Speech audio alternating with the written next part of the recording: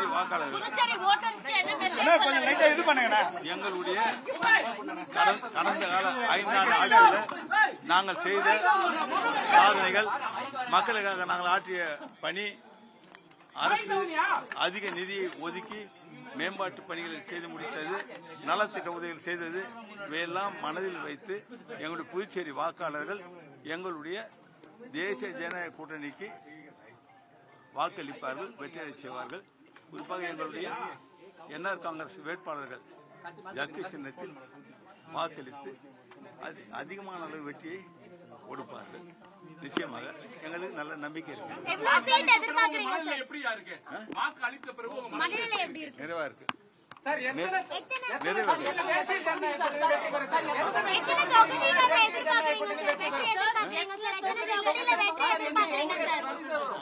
ஆட்சி அமைப்பதற்கு மேல் அதிகமாக கடந்த ஆண்டு நீங்க பைக்ல வரும்போது பசுமாடு குறுக்க வந்துச்சு, இந்த ஆண்டு வரும்போது பசுமாடு குறுக்க வந்துச்சு. இதை நீங்க எப்படி பாக்குறீங்க?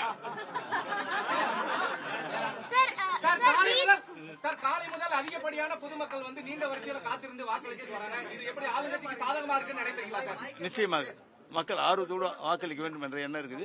எங்களுடைய அரசுடைய சாதனைகள், எங்கள் அரசு மக்களுக்காக ஆற்றிய பணிகள்.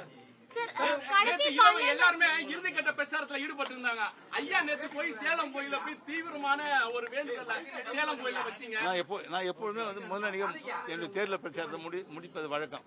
அதுக்கப்புறம் நான் தொடர்றது இல்லை. நான் மறுநாள் அது தேர்தல் சம்பந்தமா யாருக்கிட்டே எந்த தேர்தல் சம்பந்தமான செய்திகளையும் பகிர்வது கிடையாது. நான் எப்பொழுதுமே அடுத்து வந்து வாக்களிப்பேன்.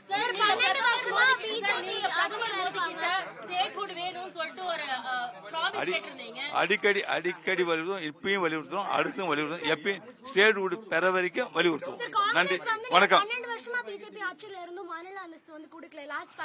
அவங்க அதுக்கு முன்னாடி 14 இருந்தாங்க, இத்தனை வருஷம் இருந்தாங்க, ஏன் மாநில கொடுக்கல? நன்றி, கிடைக்கும். எங்களுடைய கோரிக்கை ஏற்று மாநில அரசு கிடைக்கிற நம்பிக்கை எங்களுக்கு இருக்கின்றது. நன்றி, வணக்கம்.